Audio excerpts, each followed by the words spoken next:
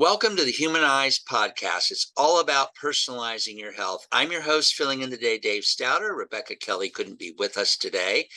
Now, we have a very important topic.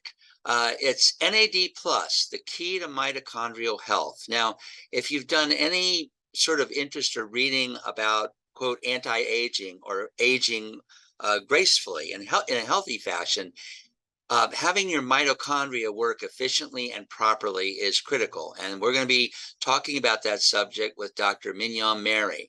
And before I introduce Dr. Mary, I do want to remind you, if you want to get previous interviews that we've had with Dr. Mary and all of our health leaders, just go to myvillagegreen.com and click on the Humanized Health link. There's lots of great podcasts there, and they're all free. Now, let me tell you a little bit about Dr. Mary. She's the founder and medical director of the Remedy Room, which is a continuation of the legacy of her father, Dr. Charles C. Mary Jr., a pioneer in the field of IV vitamin therapy, meaning intravenous.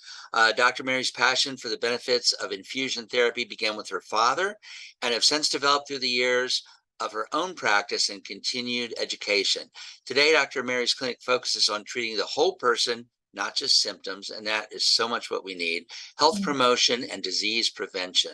The Mary family's innovative approach to wellness and recovery has changed thousands of people's lives and continues to grow each year. Dr. Mary currently practices internal medicine out of the Remedy Room with an emphasis on nutrition and integrative medicine to use the best that every field has to offer us. And Dr. Mary, I'm so glad to have you with us today. Thank you for having me this morning. I appreciate it. Now, there are so many health topics that people talk about, and some of them are fairly specific to certain health issues, but there's certain things that are just broadly impactful to the whole body. We think of maybe the microbiome, and probiotics might be one of these things, even Right. vitamin D3 with all of its many uses.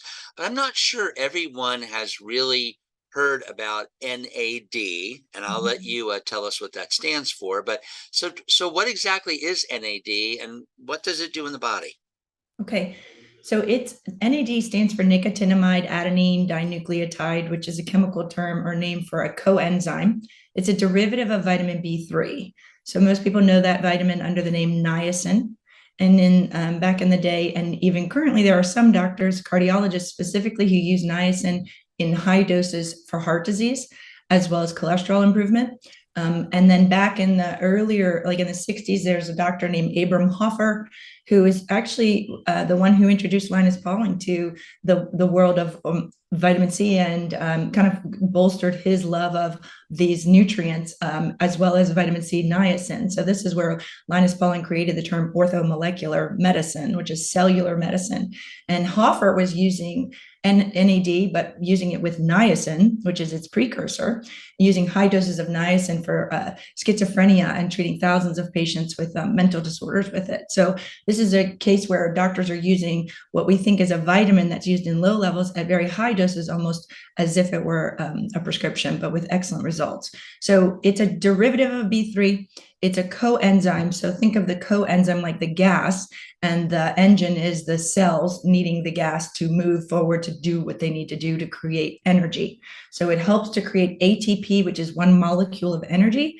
And I would say the number one complaint in most doctors' offices, especially post all of this viral illness, is fatigue. So people are running out of energy, they're exhausted. And by the time we're 40, they say that the research shows that we've lost 50% of our production of NAD. And by the time we're 60, we've lost up to 80%. So it's no wonder we're getting tired as we age. And it's no wonder we are aging rapidly, because it's responsible for so many processes in the body, and it's made in every cell. And so without NAD, you can't make energy. And without energy, the cells can't go. And if they can't go, then the body can't repair. So you're not able to repair DNA, which leads to misfolding, cancers, and things that are scary, and neurologic conditions. And so I would say it's a pretty incredible molecule that we are not just finding out about, but kind of it's resurfacing itself. But because it's in this vitamin world, it's not ever going to be patentable. So there's a race to the top for what could be the precursors that people could take orally without having to see a doctor. We talked about that a little bit before we started. Oh, okay. Well, yeah, and you I think you laid out the case. We can say I feel tired, but if you really aren't making enough energy, you're right. It's not just that, oh, I feel tired today, but maybe my heart isn't working as well, my brain isn't working as well, my digestive system isn't working well, my immune system, on and on.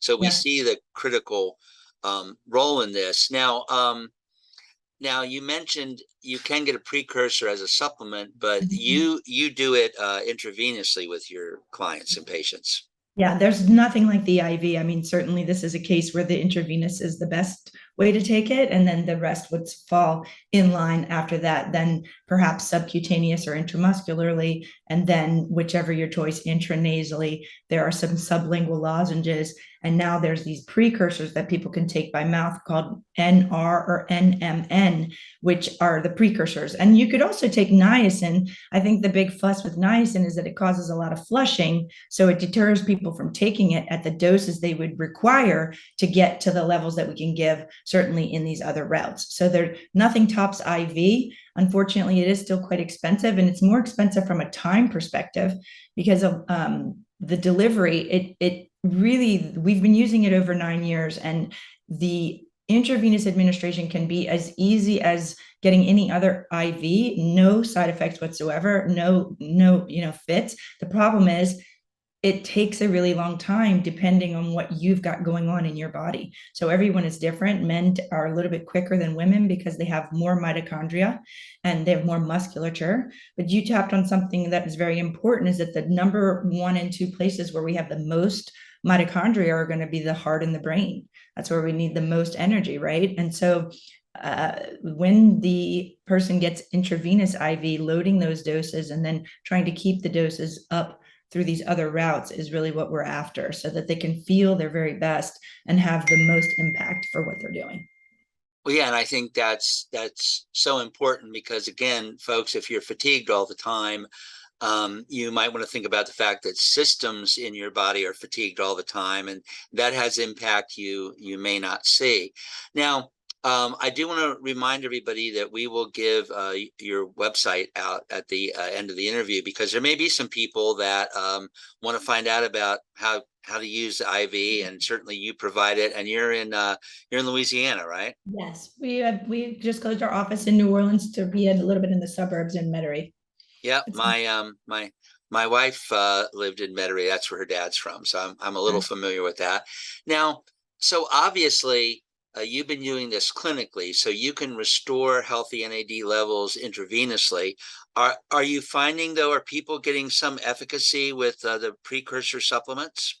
There are some there. I think that probably I don't have a definitive answer of whether it has to do with methylation or why that is, but there are certain people in our population that do very, very well with these smaller, lower level supplements, and others that require the IV to really notice and kick. Um, Honestly, I think that when it boils down to whatever the disease, whether it's Lyme, diabetes, hypertension, it's about communication, and it's about whether or not the body can do what it's already meant to do. So cellularly, I think that by providing more gas and having your body have the ability to have this coenzyme available, you're going to see improvements. At least what we've seen is improvements not only in energy, but in memory. Their recall is better, their sleep is better. It helps improve their circadian rhythm. Because it has DNA repair, that's the part about the aging that everybody's interested in, to have healthy aging. And certainly there are clinics around that are seeing much improvement in brain function and neurologic function in some of these neurologic conditions that are being, problematic for people. The mental performance as well as the athletic performance is another facet of the population that's starting to use NAD, just from the ergogenic aids, and really seeing improvement in their ability to their exercise ability. So it's pretty neat to watch something, again, from nature that's so powerful, and also a pleiotropic molecule that has so many facets. It touches on so many parts of the body. So I think that the interest will only grow. Um, The only fearful thing is the FDA trying to pull it away from people being able to use something that's so magical. Again, like using nature is something we should all be doing all the time. Yeah, it's it's well, let's hope that does not happen. Um, uh, and a little background, I maybe some people get a little what I want to say jaded. They hear about quote the next new thing, the next new Yeah. supplement. But Yeah. I want to I'm a little familiar with the backstory of this. I watched a video at the remedyroom.com, which is your website. Okay. And you mentioned Dr. David Sinclair, and many people know of him, but Sinclair was studying he found that the reason why fasting and calorie restriction produce health benefits is that a family of genes get activated called the sirtuin gene. And he first found resveratrol as Yes. something that could play a role. And as he got deeper into the biology of that's when NAD was sort of identified as perhaps the key molecule that was involved here. Yeah. And there's a lot of very top-notch scientists and researchers that are behind this NAD. So this is not some Yeah. little internet, fad by any means. This is Oh, no, so. this So, is, what do you think I, the future of this looks like? oh, I think, well, I've said this numerous times to many people who have approached me in regards to using it for the addict. I don't know if you know, but it's right now it's becoming popular for people to use in everyday use and for really sort of every man and woman. In the past, it was used quite heavily to help people reduce their cravings to drugs and alcohol, and it has a very powerful impact. And so, what I think its use should be is that every detox facility should start with NAD, because with NAD, we can help to take away the cravings naturally, not have to, like in medical terms, like it's slang, but it's called snowing the patient. So in order to prevent them from having withdrawals and having those terrible symptoms of withdrawals, it almost seems we give them so many more drugs like Valium and Benadryl to kind of knock them out, to not suffer the ill effect, that we're giving them even more drugs to have to clear from their body. There was a gentleman named Mr. O'Halloran in the 60s who he created a patent for what they used to call DPN, which is NAD. We just changed the name of the molecule, but it's the same molecule. And he had a study that he shared where they got the gentleman physically drunk at within 30 minutes, like within an hour. I think they gave him a certain amount of whiskey, and he was so drunk he couldn't walk. He couldn't walk without assistance. And then within 5 minutes of starting the NAD drip, the blood alcohol level dropped in half. So he was using it or trying to create something with that he would keep people from having a hangover. It progressed to where other doctors started using it to reduce the cravings, because remember, it helps with neurotransmitter function, and it helps to increase your levels of dopamine, serotonin, and all these neurotransmitters that make you feel really well. So where I think that NAD should be used, and it's not yet, is it really should be the first thing we do in every rehab facility. And I truly believe that if people had NAD first, they would have more of an open mind. They wouldn't have these physical cravings. They would then be able to attend to the mental changes and the physical changes they needed to do to maintain their sobriety. So it isn't widespread and isn't used for that yet. There are some facilities like Springfield Wellness that focus just on that. Large many people have had great benefit, because whatever it's doing is turning off that desire. So it gives people that window of opportunity to change the behavior. I think that it'll be used from an athletic performance standpoint. I think it's being used already for people who've had changes from heart conditions, blood sugar dysregulation, because if you can get your cells to communicate properly, then you can have your body heal itself, right? So the body actually naturally wants to heal. We are the ones getting in the way and or not providing what it needs.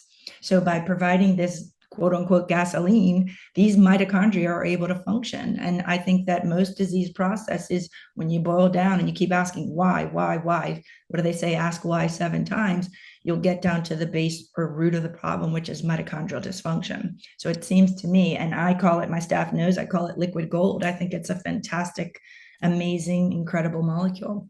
Well, I've sure heard a lot about it. I want to underline what you just said, Dr. Mary. I read a book once by a fellow, and he said there's really only one disease, it's cell malfunction. And Mhm. in a way, that's another way of stating what you just said. Whatever your condition is, it gets down to mitochondrial dysfunction, or Yes.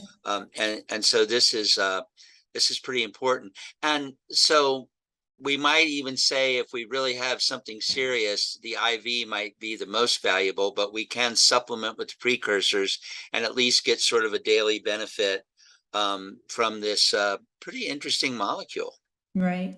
So just time frame, and I think it's important to make sure that you have good quality. There's now a lot of pharmacies popping up, and now everybody wants to use NAD, but the quality of, I haven't found, they're not all equal. So it's very important to vet the place that you're going and to make sure that the physician's there and that you know what you're getting into.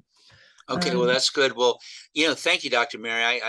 This is a big topic, and I hope people will explore it. Now, if you want to go to Dr. Mary's website, and I encourage you to do so, because she also has some other educational videos, which I was watching, and information on NAD. And by the way, Louisiana, New Orleans is a fun place, and Metairie is a suburb, so you might want to travel down there. But you can hook up with Dr. Mary at www.theremedyroom, and that's just spelled like remedy with a Y, theremedyroom.com. And I will encourage you, if you come to Humanized Health or My Village Green, will lead you to the same place. You've got a lot of these free videos, which we enjoy doing, and you're going to learn a lot here. Dr. Mary, thank you. We should always remember, yes, we have the supplements, yes, we have the IV, but there's a lifestyle that Yeah. will increase NAD. Well, this has been fascinating. I really appreciate you being on the podcast today. Again, folks, go to www.theremedyroom.com, and you can also go to myvillagegreen.com, our lead sponsor for the Humanized Health podcast, because we know we want you to have the information you need to personalize your health. Again, Dr. Mary, thanks for being with us today.